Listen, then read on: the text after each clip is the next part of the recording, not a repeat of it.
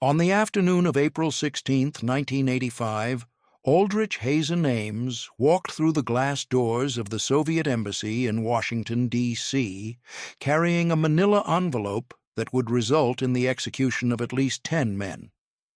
The embassy building stood on 16th Street Northwest, a few blocks from the White House, behind reinforced walls and security gates that marked it as foreign territory within the American capital. Ames was 44 years old, a CIA case officer with 23 years of service, a failing first marriage, and approximately $46,000 in credit card debt. Inside the envelope were classified CIA documents identifying Soviet intelligence officers who were secretly working as American assets.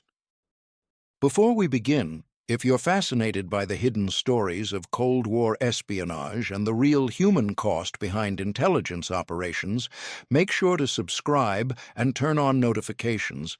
We uncover these forgotten cases every week, bringing you the documented truth behind some of history's most consequential secrets. Now, Ames had called ahead and arranged this meeting with a Soviet diplomat, claiming he had information that might be of interest to the Soviet government. He wore a dark suit and tie, unremarkable business attire that would not draw attention on the streets of Washington. He had parked his car 3 blocks away and had walked to the embassy, checking occasionally to see if anyone was following him. As far as he could tell, no one was. The FBI conducted surveillance of the Soviet embassy regularly, photographing everyone who entered and exited, but on this particular afternoon, no surveillance team was in position to document Ames's visit. The meeting took place in a secure room on the embassy's 2nd floor. Ames was greeted by Viktor Cherkashin, a KGB counterintelligence officer who held the official diplomatic position of 2nd secretary. Cherkashin was in his late 40s, heavyset, with thinning gray hair and wire-rimmed glasses. He spoke excellent English with only a slight accent. According to Cherkashin's later accounts, published after the Cold War ended, he understood immediately the extraordinary value of what Ames was offering. Ames explained his situation.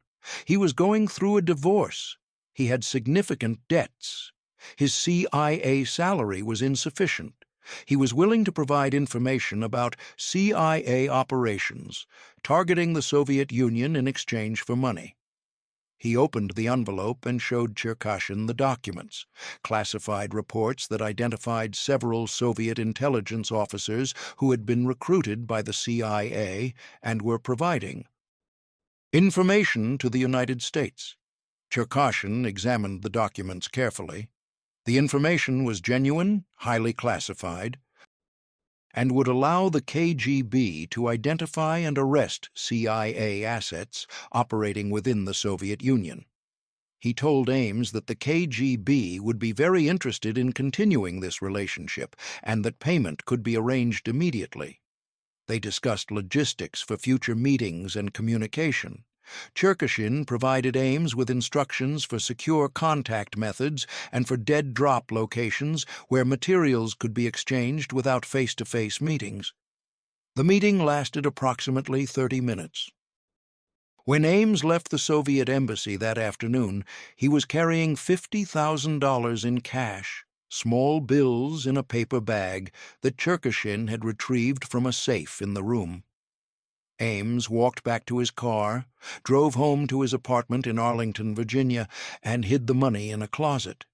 That evening, he went to dinner with colleagues from the CIA as if nothing had happened.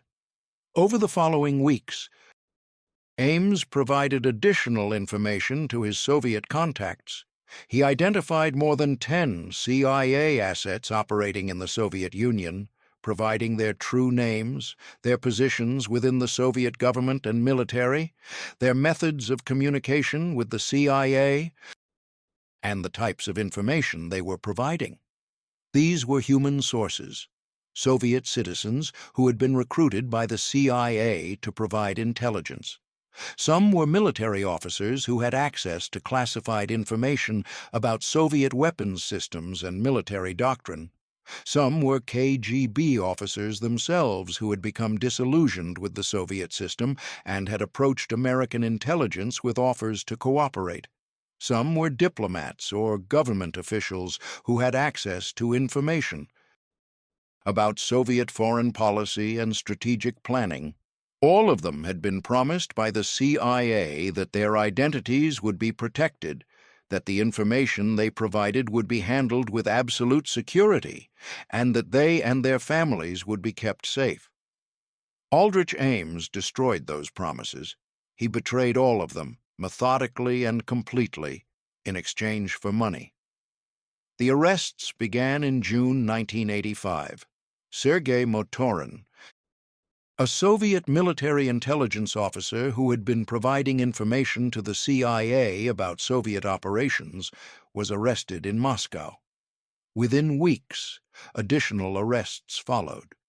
Valery Martinov, a KGB officer who had been working as a CIA asset while assigned to the Soviet embassy in Washington, was recalled to Moscow under a bureaucratic pretext and was arrested immediately upon arrival. Other assets stopped responding to CIA communications. Intelligence reports indicated they had been detained or had disappeared. By the end of 1985, the CIA had lost contact with at least 10 assets operating in the Soviet Union. By mid-1986, the number had grown to more than 20. The pattern was undeniable. Somehow, the KGB had obtained detailed information about CIA operations and had systematically identified and arrested virtually every significant CIA asset in the Soviet Union. Aldrich Jeanne Ames had been born on May 26, 1941, in River Falls, Wisconsin. His father, Carlton Ames, was a college professor who later joined the CIA and worked as an analyst and case officer focused on Southeast Asian operations. His mother, Rachel Ames, was a high school English teacher. Rick, as friends and colleagues knew him, was the oldest of 3 children. According to people who knew the family, Carlton Ames was an intelligent but difficult man, prone to heavy drinking and often absent from family life due to overseas assignments. Rick Ames attended McLean High School in McLean, Virginia, where the family had settled after Carlton joined the CIA. He graduated in 1959 and enrolled at the University of Chicago, intending to study history. However, his grades were poor, and after 2 years he dropped out and returned to Virginia. In 1962, at the age of 21, Rick Ames followed his father into the CIA. He was hired as a records analyst, a low-level position that involved organizing and maintaining files. Over the following years, he worked his way into more substantive positions. He completed training to become a case officer and received language training in Russian. He was eventually assigned to the CIA's Soviet East European Division, which handled operations targeting the Soviet Union and its satellite states. Ames's career at the CIA was, by most accounts, mediocre. His performance evaluations were mixed. Some supervisors praised his language skills and his ability to establish rapport with foreign contacts. Others noted that he was often late with paperwork, that he drank too much at social functions, and that he lacked the discipline and focus required for sustained intelligence work. He received assignments to various CIA stations overseas, including Turkey and Mexico, and eventually returned to headquarters in Langley. He was not considered incompetent, but he was not considered exceptional either. His first marriage, to Nancy Segabarth, a CIA colleague whom he had married in 1969, ended in divorce in 1975. His second marriage took place in 1985. He had met Maria del Rosario Casas Dupuy, known as Rosario, while assigned to the CIA station in Mexico City. She was a Colombian woman, 31 years old, 13 years younger than Ames, who had worked as a cultural affairs officer at the Colombian embassy. According to colleagues who knew them, Rosario had expensive tastes and clear expectations about lifestyle. She liked nice restaurants, designer clothing, jewelry, international travel. She made it clear that she expected her husband to provide these things. By early 1985, Ames's financial situation was precarious. He was going through a divorce from Nancy, which involved division of assets and ongoing financial obligations. He was supporting a new wife whose expectations exceeded his means. His CIA salary was approximately $60,000 per year, a respectable income in 1985, but not sufficient to sustain the lifestyle Rosario wanted or to resolve the financial pressures created by the divorce. This was the context in which Ames made his decision to contact the Soviet embassy. According to his later testimony to FBI and CIA investigators, he had initially conceived of it as a limited operation. He would provide some information, receive enough money to resolve his immediate financial problems, and then stop. But once he had made that first contact, once he had taken that first payment, stopping became impossible. The KGB now knew who he was. They had leverage over him, and the money was far more than he had imagined possible. Over the next 9 years, Ames would receive more than $2.7 million in direct payments, with an additional $1.9 million held in escrow for him by Russian intelligence. On the morning of October 9, 1986, 18 months after Ames had first betrayed CIA assets to the Soviet Union, a CIA financial analyst named Jeanne Vertefeuille sat in a windowless conference room on the 6th floor of the agency's headquarters building in Langley, Virginia, reviewing a spreadsheet. The spreadsheet documented one of the most catastrophic intelligence failures in American history. It listed the names of CIA intelligence assets operating in the Soviet Union who had been arrested, imprisoned or executed by Soviet authorities between 1985 and 1986. The list contained 23 names. Vertefeuille was 55 years old, a career intelligence officer who had spent more than 2 decades working on Soviet operations. She had joined the CIA in 1954, immediately after graduating from the University of Connecticut with a degree in history. She was quiet, methodical, and known among colleagues for her exceptional attention to detail and her ability to identify patterns in seemingly unrelated information. She wore reading glasses that she kept on a chain around her neck, and she had reputation for working long hours, often staying at her desk until 8 or 9 in the evening when most of her colleagues had gone home. The conference room had no windows, a security requirement for spaces where classified information was discussed. The walls were painted an institutional beige, and the only decoration was a map of the Soviet Union mounted on corkboard. The fluorescent lights overhead gave everything a flat, colorless appearance. A coffee maker sat on a credenza along one wall, and the room perpetually smelled of old coffee and the dry, recycled air that circulated through the building's ventilation system. Vertefeuille had been assigned to lead what the CIA was calling the Special Task Force, a small team of analysts and investigators whose job was to determine how the Soviet Union had identified and arrested so many CIA assets in such a short period of time. The losses had been sudden and devastating. Assets who had been communicating reliably for years had simply stopped responding. Intelligence reports indicated arrests. Some assets had been tried in secret courts and executed. Others had disappeared into the Soviet prison system. The scale and speed of the losses suggested that the Soviet KGB had obtained detailed information about CIA operations, information that could only have come from someone inside the U.S. intelligence community who had access to the identities of these assets.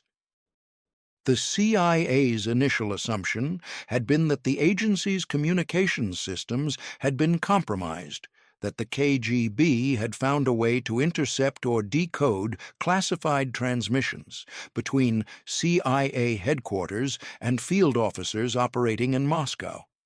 But technical analysis of the communications systems had found no evidence of compromise. The encryption protocols appeared secure. That left a more troubling possibility: a human penetration, a mole. Someone inside the CIA or another U.S. intelligence agency who was providing information directly to the Soviet Union. Vertefeuille's task was to identify this person. The work proceeded slowly and methodically. Her team consisted of only a handful of people: analysts, investigators, and counterintelligence specialists who worked in the same windowless conference room where Vertefeuille spent her days reviewing files and spreadsheets. The task was enormous. The CIA employed thousands of people, many of whom had access to classified information about Soviet operations. Any one of them could theoretically be the mole. The team developed criteria for narrowing the list of suspects. The first criterion was access. The mole would have needed access to information about the specific CIA assets who had been compromised. Vertefeuille's team compiled a list of everyone who had such access during the relevant time period, roughly mid-1984 through 1986. The list included case officers, analysts, support personnel, and anyone else who might have seen the files or communications related to these assets. The second criterion was opportunity. The mole would have needed opportunities to meet with Soviet intelligence officers or to communicate classified information. This could include travel to locations where meetings might occur, contact with Soviet diplomats, or access to communication methods that could be used for espionage. The third criterion was motive: financial pressures, personal grievances against the agency, ideological sympathies with the Soviet Union, or other factors that might make someone vulnerable to recruitment or willing to betray their country. Using these criteria, Vertefeuille's team narrowed the list from several thousand to approximately 200 suspects. Then they began the laborious process of investigating each person on that list.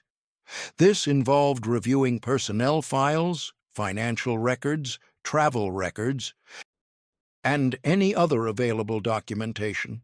It involved interviewing colleagues and supervisors. It involved surveillance of some individuals whose behavior or circumstances seemed particularly suspicious. The investigation had to be conducted in absolute secrecy. If the mole learned that the CIA was conducting an internal investigation, he or she might flee to the Soviet Union or destroy evidence. The investigation also had to avoid disrupting the CIA's ongoing operations or creating a climate of paranoia. Only a small number of senior officials were informed about the investigation, and even within that group, information was shared on a strict need-to-know basis.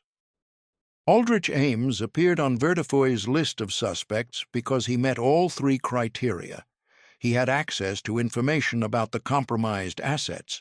He had traveled frequently, and, though this was not immediately apparent in 1986, he had financial pressures. However, Ames was only one of many names on the list, and there was no initial evidence that pointed specifically to him. He was not at the top of the list, and he was not under active surveillance during the early years of the investigation. During this same period, while Vertefeuille's team was methodically working through their list of suspects, Aldrich Ames was living a double life that should have been obvious to anyone paying attention. He continued working at CIA headquarters, arriving most mornings around 8:30, attending meetings, reviewing classified reports, and performing the routine duties of a mid-level case officer. His colleagues noticed nothing unusual about his behavior. He was friendly, competent enough, occasionally drank too much at office parties, but so did many others. He seemed like an ordinary CIA officer living an ordinary life. But Ames's life was far from ordinary. He was meeting regularly with his KGB handlers, usually during overseas trips that he took for legitimate CIA business. The meetings took place in cities like Bogota, Rome, and Vienna, locations where Ames could travel without arousing suspicion and where Soviet intelligence officers could operate with relative freedom. During these meetings, Ames would provide his handlers with classified documents, with information about CIA operations, and with updates on agency activities. In exchange, he received cash payments and instructions for future communications. Between meetings, Ames communicated with his handlers through dead drops, prearranged locations where he could leave packages containing classified information and where his handlers could leave packages containing money or instructions. The dead drops were typically in public parks or other outdoor locations around Washington, D.C., where packages could be hidden and retrieved without being observed. Ames would place documents in waterproof containers, hide them in prearranged locations, such as under bridges or beneath fallen logs, and then signal his handlers that a package was ready for pickup. What did Ames think about during his morning commute to CIA headquarters, knowing that colleagues in the next cubicle were mourning lost assets he had betrayed? According to his later testimony to investigators, he practiced compartmentalization, a psychological technique where contradictory realities are kept separate in the mind. At work, he was a CIA officer doing his job. At home, with his Russian intelligence payments hidden in the garage, he was providing information for money. He rarely allowed himself to think about what happened to the people he had identified. When he did, he rationalized that they had taken risks voluntarily, that they had known the potential consequences, that their fate was not his responsibility. At home, Ames was spending money at a rate far beyond what his CIA salary could support. In 1989, 4 years after he had first contacted the Soviet embassy, Ames and Rosario purchased a house in Arlington, Virginia, for $540,000.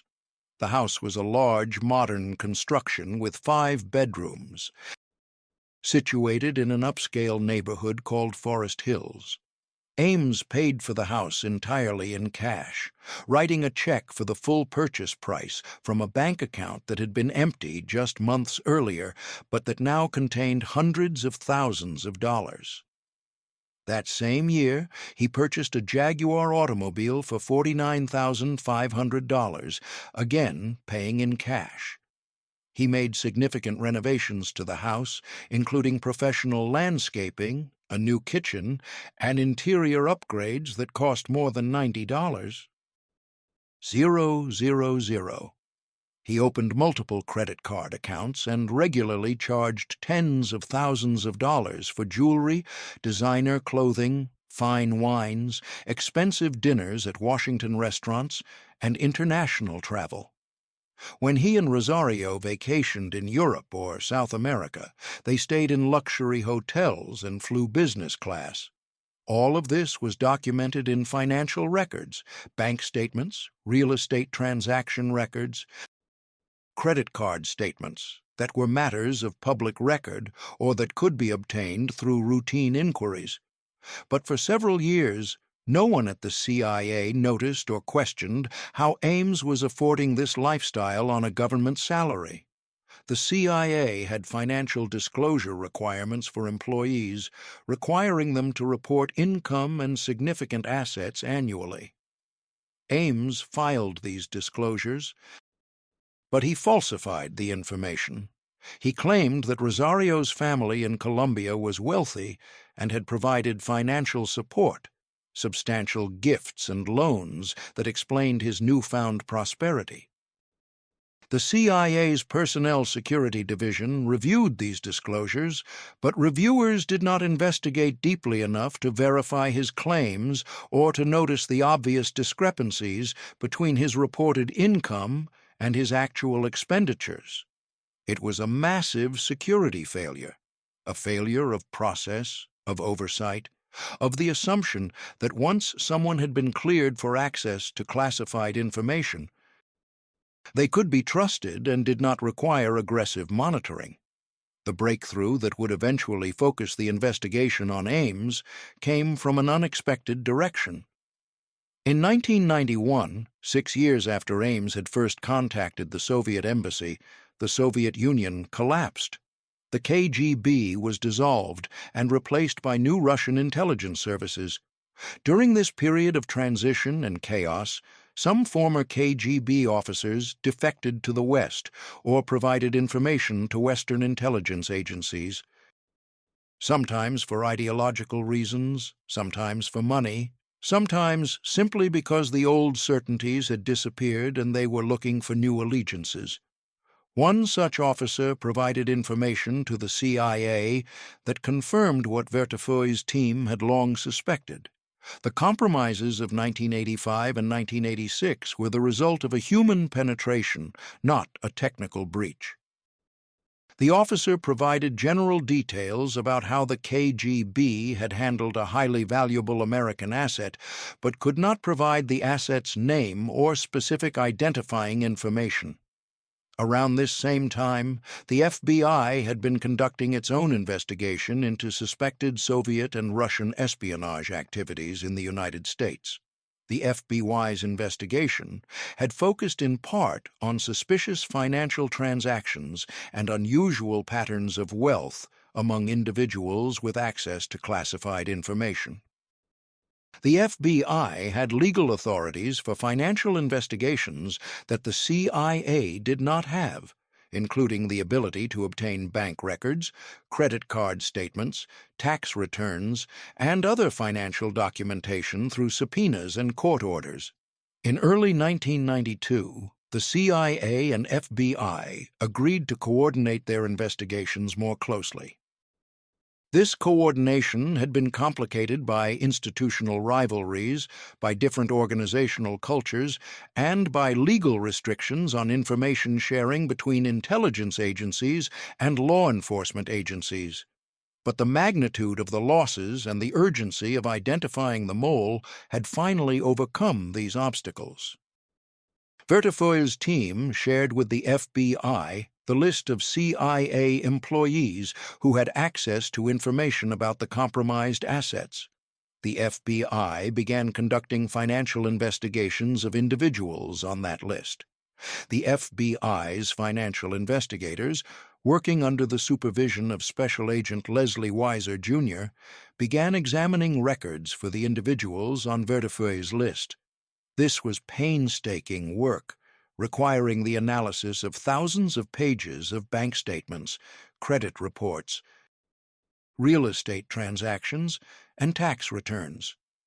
The investigators were looking for specific indicators: large cash deposits that could not be explained by legitimate income, purchases that exceeded what an individual could afford on their salary, overseas wire transfers, hidden accounts, or other transactions that might suggest hidden income from espionage.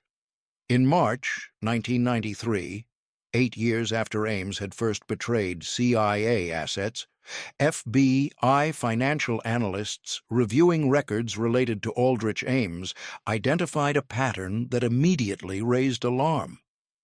In 1985 and 1986, Ames had made several large cash deposits into his bank accounts, deposits totaling more than $100.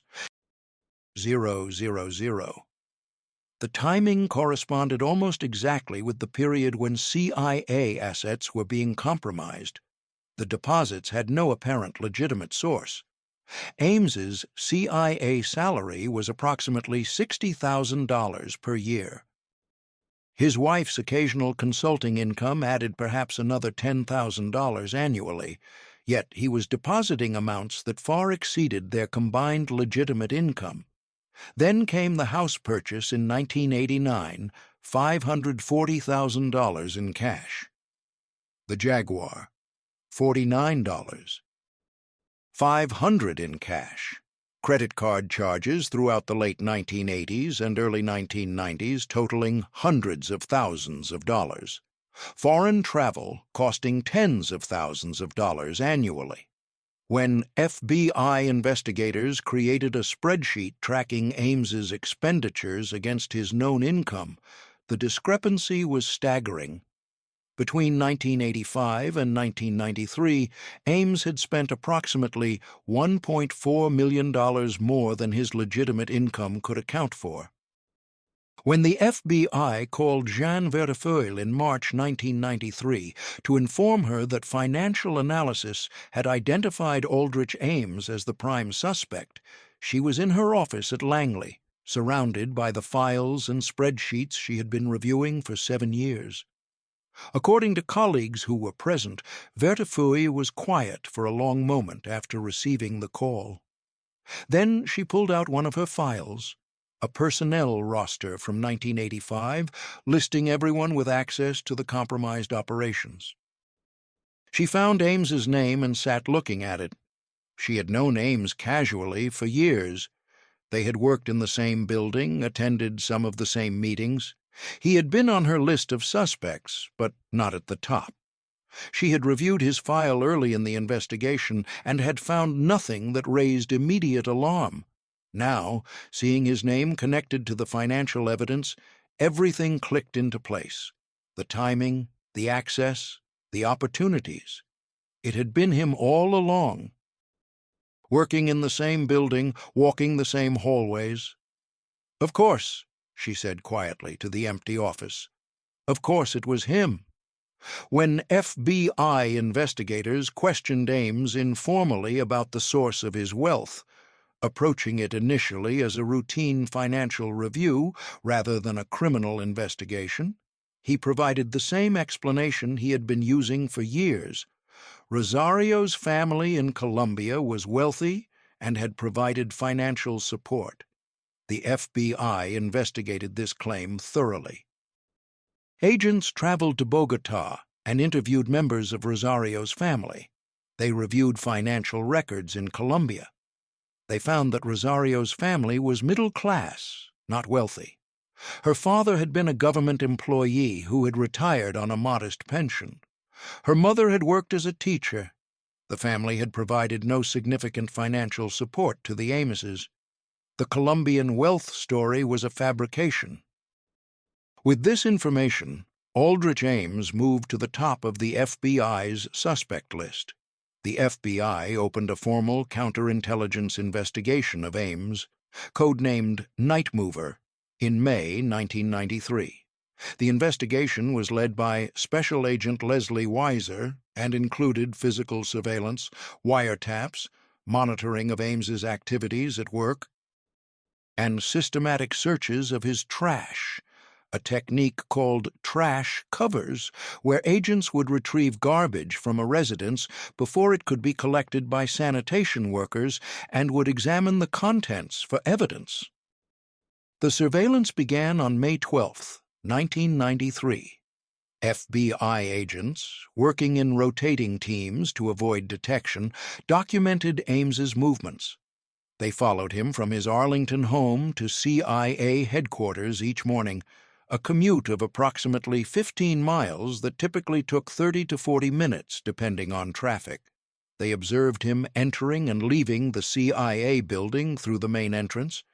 They followed him during lunch breaks when he left the headquarters compound, noting which restaurants he visited and whether he met with anyone. They followed him in the evenings when he left work, documenting his route home and any stops he made. On weekends, they documented trips to shopping malls, grocery stores, restaurants, and his son's school activities. The physical surveillance revealed that Ames was not engaging in obvious espionage behavior. He was not meeting with known Russian intelligence officers at public locations.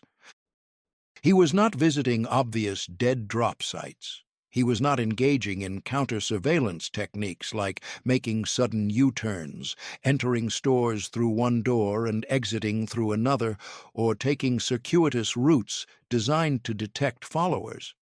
He appeared to be living an ordinary suburban life, commuting to work, running errands, spending time with his wife and his son, Juan Pablo, who had been born in 1988. But the trash covers proved extraordinarily productive. In mid-June 1993, FBI agents conducting a routine trash cover found documents in Ames's garbage that changed the investigation.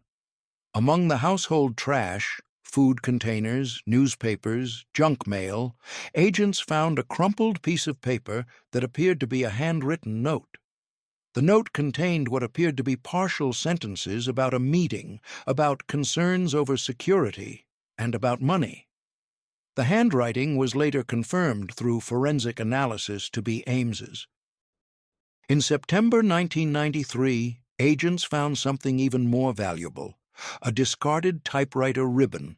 Forensic examination of the ribbon revealed that it had been used to type a document that appeared to be a letter to Russian intelligence. The ribbon preserved impressions of the typed characters, allowing forensic technicians to reconstruct portions of the text. The reconstructed text included references to classified CIA operations, discussions of payment schedules, and expressions of concern about detection. The ribbon also contained fragments mentioning specific amounts of money and discussion of merchandise, apparent code for classified information. These discoveries provided strong circumstantial evidence that Ames was engaged in espionage. However, circumstantial evidence would not be sufficient for prosecution in federal court. The FBI needed direct evidence, documentation of meetings with Russian intelligence officers, recordings of conversations about classified information, or physical evidence of classified documents being provided to a foreign power.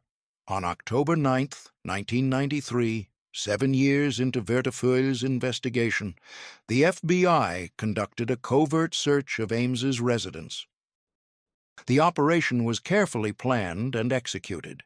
FBI agents had been monitoring the Ames family's routine for months and knew that on Saturday mornings, Ames and Rosario typically took their son to various activities, soccer practice, music lessons, errands, and would be away from the house for several hours. The search team consisted of 6 agents, all trained in covert entry and forensic examination. They had rehearsed the search multiple times in a mock-up of the Ames house, timing each room, each drawer, ensuring they could complete the operation and restore everything to its original state within the 4-hour window when they knew the family would be away. At approximately 10:15 a.m., surveillance teams confirmed that Ames, Rosario, and Juan Pablo had left the house and were driving toward Juan Pablo's soccer field. The entry team, dressed as utility workers, approached the house from the back. Agent Michael Donner, an expert in lock manipulation, picked the lock on the back door in less than 30 seconds. The team entered in single file, each agent moving immediately to their assigned area. 2 agents went upstairs to search the bedrooms. 2 went to the basement. Donner and his partner, Agent Sarah Chen, headed for the home office on the first floor. The office was neat, almost obsessively organized. Ames's desk was a large oak piece with multiple drawers. Chen began with the computer, a desktop PC that sat on the desk. She connected a specialized device that would create a complete copy of the computer's hard drive, a process that would take approximately 40 minutes. While the computer was being copied, Donner methodically searched the desk drawers. The top right drawer contained ordinary office supplies, pens, paper clips, a stapler, sticky notes. The middle drawer held file folders with household bills and bank statements. The bottom drawer was locked. Donner used a tension wrench and pick to open the lock in less than a minute. Inside the drawer, beneath some file folders, was a small cache of documents. Donner carefully photographed each document in place before removing them for closer examination. The documents included handwritten notes that appeared to be instructions for meeting times and locations. There were photocopies of CIA reports marked with classification stamps. There was a handwritten note that read, "I am fully committed to the course we have embarked upon, and I would like to confirm my willingness to meet and discuss matters of mutual interest." Upstairs, agents searching the master bedroom found a locked filing cabinet. Inside were additional documents, more notes, more classified materials, and what appeared to be communications from Russian intelligence handlers providing instructions for dead drops and secure communications. The computer hard drive copy completed at approximately 11:52 a.m. Chen disconnected her equipment, ensured the computer was in exactly the same state as when they had entered, and nodded to Donner. The team had been in the house for 97 minutes. They had photographed hundreds of documents, copied the computer hard drive, and collected multiple pieces of evidence. They restored everything to its original position, exited through the back door, and locked it behind them. By the time Ames and his family returned home at approximately 2:30 that afternoon, the FBI team was gone, and there was no indication that anyone had been in the house. Analysis of the evidence obtained during the search was conclusive. The computer files included drafts of letters to Russian intelligence handlers. The files contained discussions of classified information, references to specific CIA operations, notes about meetings, and financial records documenting payments. The handwritten notes and photocopied documents provided additional confirmation. Aldrich Ames was definitively identified as a spy for Russia. The FBI continued its investigation for several more months, gathering additional evidence, monitoring Ames's communications, and documenting his activities to ensure the case would be airtight for prosecution. During this period, Ames appeared to have no awareness that he was under investigation. He continued his routine at work and at home. He continued to communicate with his Russian handlers using dead drops and encrypted messages. Then, as winter approached, the FBI made the decision to arrest him. The timing was driven by concerns that Ames might detect the surveillance, that he might flee, or that he might destroy evidence. The arrest was scheduled for February 21, 1994. The arrest team had been in position since 6 a.m. that morning, parked in unmarked vehicles on streets surrounding the Ames residence in Arlington. Special Agent Leslie Weiser sat in a surveillance van 3 houses down, monitoring radio traffic from multiple teams positioned at various points along Ames's expected route. The weather was cold and overcast, with temperatures in the mid-30s. Frost covered the lawns and car windshields. According to FBI arrest reports, at approximately 9:20 a.m., the garage door at the Ames residence began to open. Weiser spoke into his radio. "Subject is mobile. All units move in." Ames's red Jaguar backed slowly out of the driveway, exhaust visible in the cold morning air. The car began to turn left onto the street. 3 FBI vehicles converged simultaneously from different directions, blocking the Jaguar's path forward and backward. Agents emerged from the vehicles with weapons drawn but pointed downward. Weiser walked quickly to the driver's side window and knocked firmly on the glass. Inside the car, Ames turned his head slowly to look at him. Ames's face was pale but calm, his expression more resigned than surprised. He rolled down the window. "Mr. Ames," Weiser said, "I'm Special Agent Weiser with the FBI. Please turn off the engine and place your hands on the steering wheel where I can see them." Ames complied without speaking. He turned off the engine, and the quiet was sudden and complete, except for the sound of car doors closing as more agents approached. He placed both hands on the steering wheel, fingers spread, and looked straight ahead through the windshield at the vehicles blocking his path. "You must have been watching me," he said quietly, almost to himself. "Yes, sir, we have," Weiser replied. "Aldrich Ames, you are under arrest for conspiracy to commit espionage against the United States." Weiser opened the car door and asked Ames to step out slowly. Ames did so, moving carefully, showing no resistance. He was wearing a dark blue business suit, white shirt, red tie, dressed for another ordinary day at the office. An agent moved forward with handcuffs. As the cuffs clicked into place, Ames closed his eyes briefly, then opened them and stared at the ground. At the same moment, other FBI agents were entering the Ames residence through the front door. They had obtained a search warrant and an arrest warrant for Rosario Ames. Inside the house, Rosario was in the kitchen, still in her bathrobe, having coffee. According to the arrest report, she appeared genuinely shocked when agents entered and informed her she was under arrest on charges of conspiracy to commit espionage. She asked repeatedly what was happening, where her husband was, whether she could call an attorney. The agents allowed her to dress and then transported her to the FBI's Washington field office. Juan Pablo, who was 5 years old, was at home and witnessed his mother's arrest. A family services officer stayed with him until Rosario's sister could arrive from her home in Maryland to take custody of the child. Aldrich Ames was transported to the FBI's Washington field office, where he was formally advised of his rights under Miranda. He was placed in an interrogation room, a small, windowless space with a metal table and chairs, a mirror that was obviously two-way glass, and overhead fluorescent lights that gave everything a harsh, clinical appearance.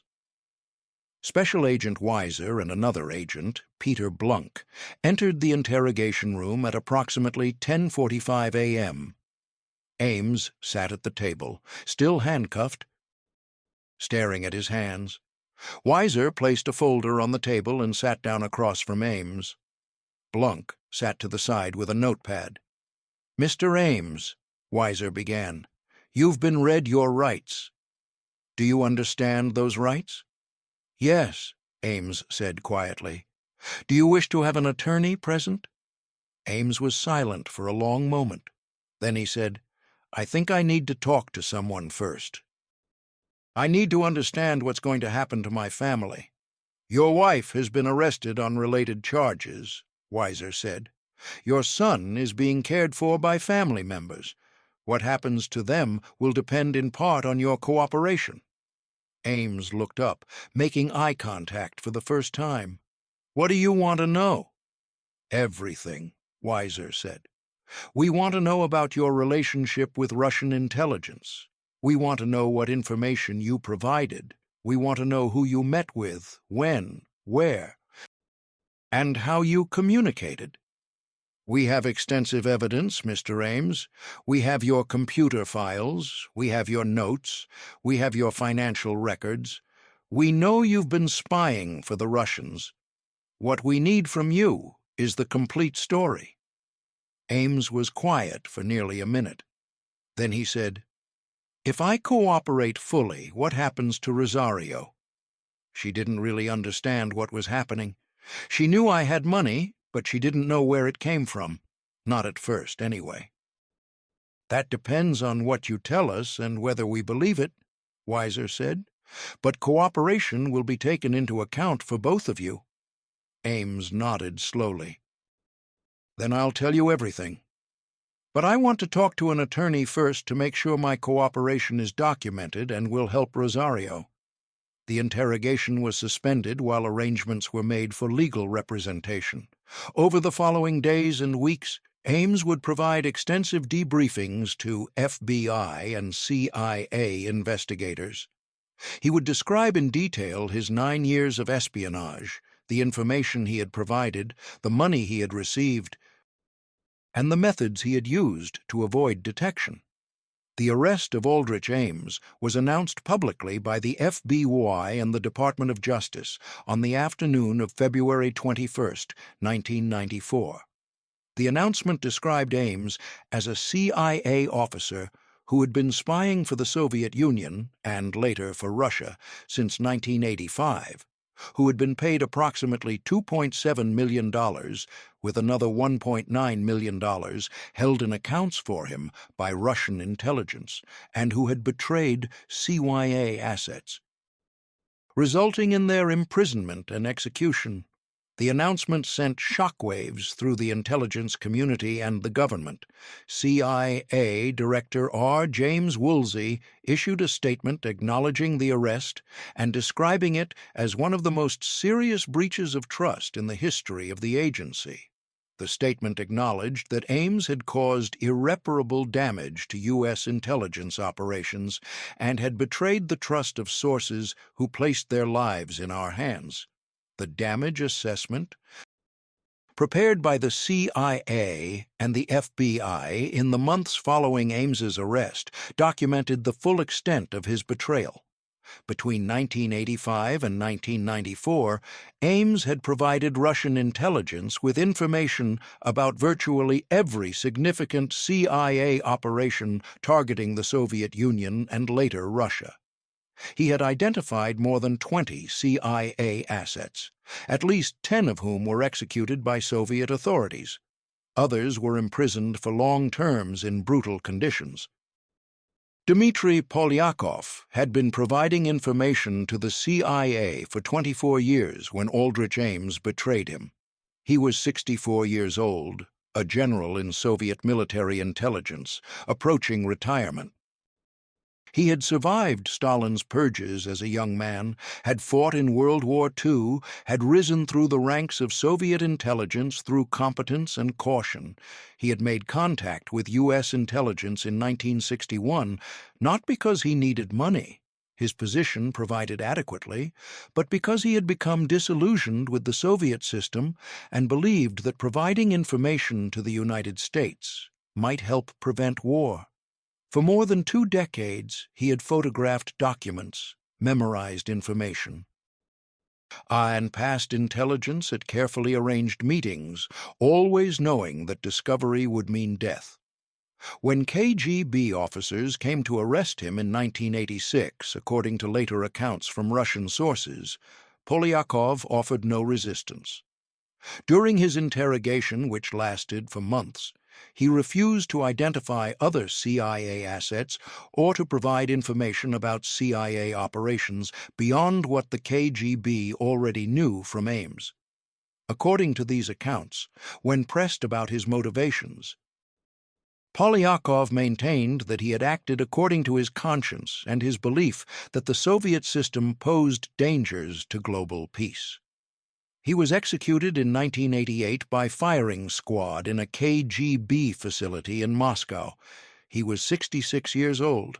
His wife, Galina, learned of his death only when officials came to inform her that her husband had been convicted of treason and that the sentence had been carried out. She was given no details about the charges, no opportunity to see him before his death, no explanation beyond the single word, traitor. The Polyakov family, including their adult children, faced years of difficulty, social ostracism, and surveillance. Aldrich Ames received $50,000 from the KGB for betraying Dmitry Polyakov. Valery Martinov's story was different but equally tragic. Martinov was a KGB officer who had been assigned to the Soviet embassy in Washington, D.C. in the early 1980s. Unlike Polyakov, who had approached U.S. intelligence himself, Martinov had been recruited by the FBI after showing signs of disillusionment during routine social interactions. Martinov was 35 years old when he began providing information to the FBI in 1982. He had a wife, Natalia, and 2 young daughters. According to FBI handlers who worked with him, Martinov was motivated primarily by his desire to give his daughters opportunities they would never have in the Soviet system. He talked about wanting them to have freedom, education, choices about their own lives. When Ames betrayed Martinoff in 1985, Soviet authorities recalled him to Moscow under a bureaucratic pretext. Martinoff knew what was coming. According to later Russian accounts, he said goodbye to his wife and daughters at the airport in Washington without telling them he would never return. He was arrested immediately upon landing in Moscow. He was executed in 1987 at the age of 40. His wife and daughters were left without support, their lives destroyed by association with a convicted traitor. Aldrich Ames received $50,000 for betraying Valery Martinov. Facing overwhelming evidence, Ames agreed to plead guilty in federal court in exchange for a recommended sentence of life imprisonment without the possibility of parole. As part of the plea agreement, Ames also agreed to cooperate fully with investigators by providing complete details of his espionage activities, the information he had provided, and the methods he had used. Rosario Ames was charged with conspiracy to commit espionage and with tax fraud related to the unreported income the couple had received from Russian intelligence. The evidence against her was complex. Some materials suggested she had known about his espionage activities and had helped him spend and conceal the money. Other evidence suggested her knowledge had been limited and that she had not directly participated in the intelligence activities. She eventually pleaded guilty to conspiracy charges and agreed to cooperate with investigators. In exchange for her cooperation and her guilty plea, prosecutors recommended a sentence of 63 months in prison. On April 28, 1994, Aldrich Ames appeared in federal district court in Alexandria, Virginia, for sentencing. The hearing took place in a courtroom packed with journalists, intelligence officials, and family members of some of the executed assets. Ames, wearing a gray suit and looking older than his 52 years, stood before Judge Claude Hilton. The prosecutor presented evidence of the damage Ames had caused, including testimony from CIA officials about the executed assets, the compromised operations, and the long-term damage to U.S. intelligence capabilities. Former colleagues testified about the betrayal of trust. Intelligence analysts testified about the strategic damage to American national security. Ames's attorney argued for adherence to the plea agreement, noting his client's cooperation with investigators and his expressed remorse. The attorney acknowledged that no amount of cooperation or remorse could undo the harm, but argued that the agreed-upon sentence was appropriate given the totality of circumstances. Judge Hilton, in his sentencing remarks, acknowledged the plea agreement, but emphasized the gravity of the offenses. He stated, "The defendant has admitted to espionage offenses which have resulted in the deaths of at least 10 individuals and which have compromised intelligence operations over a period of 9 years. The defendant's betrayal represents one of the most serious breaches of trust in the history of American intelligence. The damage to national security has been profound and lasting. The sentence of life imprisonment without possibility of parole is not only appropriate, but necessary.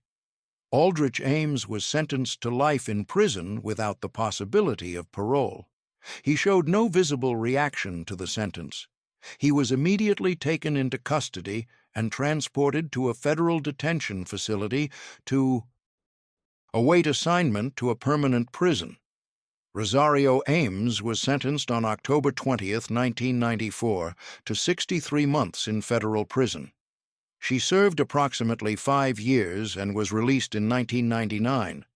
Because she was not a U.S. citizen, she was deported to Colombia upon her release.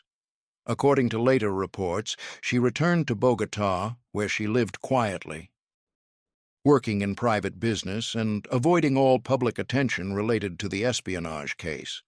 Aldrich Ames was initially incarcerated at the Federal Correctional Institution in Terre Haute, Indiana. He was later transferred to the United States Penitentiary in Allenwood, Pennsylvania, a high-security facility where he remains incarcerated.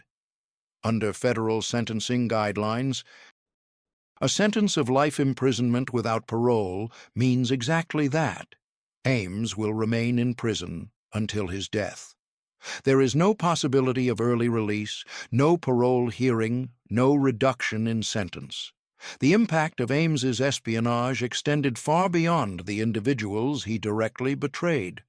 The CIA conducted an extensive internal review to determine how Ames had been able to commit espionage for 9 years without being detected. The review, completed in late 1994, identified numerous systemic failures. The most significant failure was the CIA's inadequate financial monitoring of employees with access to classified information. Ames's sudden wealth had been obvious to anyone who cared to look. His house, his car, his lifestyle all indicated income far beyond his CIA salary. Yet the CIA's Personnel Security Division had not investigated or seriously questioned his financial disclosure statements. The agency had systems in place for financial disclosure, but those systems were not effectively enforced and did not include regular audits or verification. A second major failure was the CIA's slow response to the asset compromises. By late 1985, it should have been obvious that something catastrophic was occurring. Yet the agency's initial response had been to assume technical compromise rather than human penetration. The Special Task Force was not established until 1986, and even then, it was given limited resources. A third failure was inadequate coordination with the FBI. The CIA's counterintelligence capabilities were limited by the agency's lack of law enforcement authority within the United States. The FBI had these authorities, but coordination had been limited by institutional rivalries and legal restrictions on information sharing. Following Ames's arrest, the CIA implemented significant reforms. The agency established more rigorous financial monitoring procedures, requiring regular audits of employees with access to classified information and verification of income sources. It improved coordination with the FBI, establishing formal mechanisms for joint counterintelligence investigations. It enhanced security awareness training, emphasizing indicators of espionage and the importance of reporting suspicious behavior. It established stricter controls on access to classified information, implementing need-to-know restrictions. For Jeanne Vertefeuille, the conclusion of the investigation represented both vindication and deep frustration. Her methodical work had eventually helped identify the mole. But the investigation had taken 8 years, 8 years during which Ames continued to betray assets and compromise operations. Vertefeuille retired from the CIA in 1997 at the age of 66 after 43 years of service. In later interviews, she reflected on the investigation with professional pride and personal regret. She was proud of the work her team had done, but she acknowledged that the investigation had taken too long and that better procedures might have detected Ames earlier, saving lives. Jeanne Vertefeuille died in 2012 at the age of 80, having spent her retirement years gardening, traveling, and occasionally speaking to intelligence professionals about counterintelligence and the lessons of the Ames case. In one of her last public appearances at a CIA ceremony in 2006, she reflected on her career and on the investigation that had consumed 8 years of her life. Counterintelligence work is about patience and persistence, she said. It's about noticing details that others miss. It's about asking questions that others don't think to ask. And it's about accepting that sometimes, even when you do everything right, you can't prevent all the damage. You can only try to stop it from getting worse. The Ames case taught us that we must always be vigilant, that we must never assume that trust alone is sufficient protection against betrayal. The question of whether Aldrich Ames could have been detected earlier, before he caused such catastrophic damage, has been the subject of extensive analysis. With hindsight, the indicators were glaringly obvious. His sudden wealth, his lavish spending, his implausible explanations should all have triggered immediate investigation. Part of the problem was cultural. The CIA in the 1980s operated with significant trust in cleared employees. Once someone received a security clearance, there was an assumption of trustworthiness. Aggressive monitoring was seen as unnecessary and potentially harmful to morale. Another part of the problem was resource constraints. The CIA's Personnel Security Division was understaffed and overwhelmed with routine administrative work. The division did not have sufficient resources to conduct detailed financial audits of every employee. But perhaps the deepest problem was the difficulty of accepting that betrayal could come from within. Intelligence agencies exist to detect threats from foreign adversaries.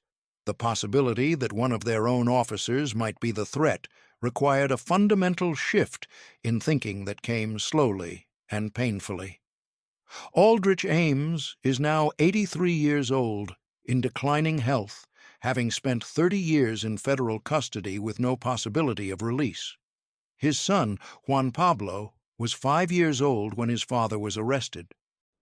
Little is publicly known about Juan Pablo's adult life. He was raised in Colombia by his mother after her release from prison and deportation. Given the nature of his father's crimes and the public attention surrounding the case, it is reasonable to assume he struggled with questions of identity and inherited stigma, though he has maintained privacy and has not spoken publicly about his father or the case. The larger question raised by the Ames case is about the gap between legal responsibility and moral complexity. The legal system treated Ames's case as straightforward. He had violated clear laws against espionage. He had compromised classified information knowingly and repeatedly, and therefore he deserved maximum punishment. From a legal perspective, this was correct and appropriate, but from a human perspective, the case reveals more complicated truths. Aldrich Ames was a traitor who betrayed his country for money. This is factually accurate and morally clear, but it is also incomplete. Ames was a man who had spent 23 years serving his country, who had lived overseas in difficult conditions, who had recruited foreign nationals to risk their lives for American intelligence, who had seen how the CIA treated its officers, underpaying them, undervaluing them, asking them to sacrifice personal relationships and normal lives for work that would never be publicly acknowledged or adequately compensated. Does any of this excuse what he did? No. Does it help explain how he rationalized his choices to himself? Perhaps. The challenge in cases like this is holding two truths simultaneously: that Ames made terrible choices for which he bore full responsibility, and that those choices were made within a context that shaped what seemed possible, reasonable, justifiable in his own mind. What is undeniable is that Ames's choices destroyed lives that had nothing to do with his grievances or his rationalizations. Dmitry Polyakov, Valery Martinov, Sergei Motorin, and others were executed because Aldrich Ames wanted money to buy a house and a car and jewelry for his wife. The wives and children of these executed men faced years of hardship and stigma because Ames felt undervalued and underpaid. There is no moral complexity that makes this acceptable. There is no context that justifies sending people to their deaths for personal gain.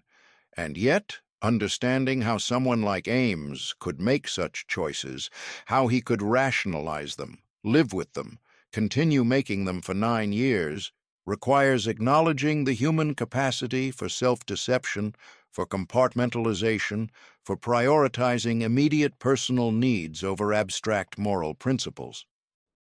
The assets that Aldrich Ames betrayed were individuals who made a choice to risk their lives to provide information they believed was important. They were not perfect people. Some may have been motivated by money, some by ideology, some by personal grievances against the Soviet system. But all of them placed their trust in the CIA's promise to protect them. All of them believed that their identities would be kept secret and that they and their families would be safe. Aldrich Ames broke that promise. He betrayed their trust for money, for a lifestyle he felt entitled to, for reasons that even he struggled to fully articulate or understand when pressed to explain himself years later. Aldrich Ames was 44 years old when he first walked into the Soviet embassy on that April afternoon in 1985. He was 52 when he was arrested, driven by FBI agents to a holding cell where he would begin the process that would end with a life sentence. He is 83 now, having spent more than half his adult life in prison with no possibility of release, no chance of redemption, no opportunity to undo what he did. The money is gone. More than $4.6 million over 9 years, all of it seized by the government, allocated to restitution, consumed by legal processes. The house in Arlington was sold. The Jaguar was seized. The jewelry, the designer clothes, the expensive dinners, the luxury travel, all of it reduced to evidence exhibits in court files and case studies in counterintelligence training programs. What remains is a legacy of 23 names on a spreadsheet, at least 10 executions, families destroyed, and a betrayal so profound that it exposed not just individual operations, but the fundamental fragility of systems built on human trust. The question of whether Ames could have been stopped earlier remains, and the answer, written in the financial records, suggests that yes, he could have been.